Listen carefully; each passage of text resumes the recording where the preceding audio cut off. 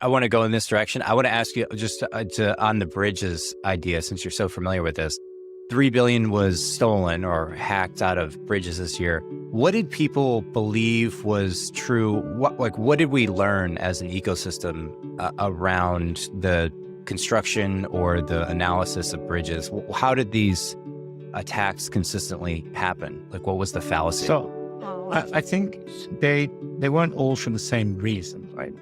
For instance, one of them was a really sophisticated attack on individuals who were essentially operating a bridge. Right? Okay. So it was an attack on their infrastructure.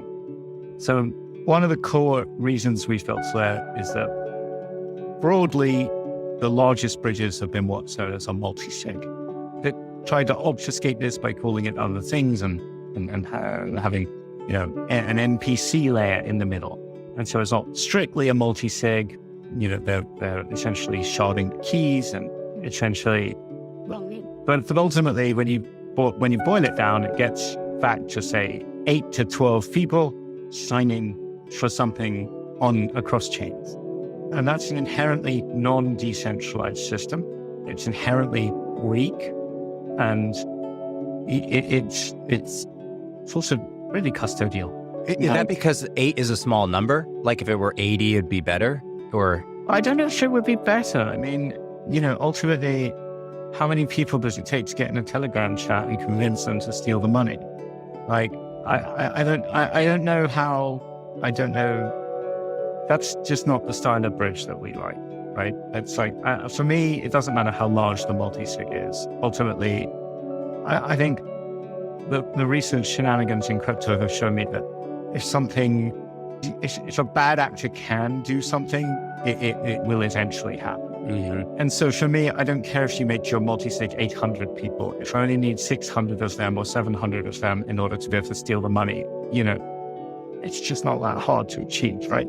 And by the way, when you get to 800 signatures, you're starting to reach a point of, it's impossible to actually sign that on chain. So that's why people build things like NPC and stuff like that. But it's still a very large message.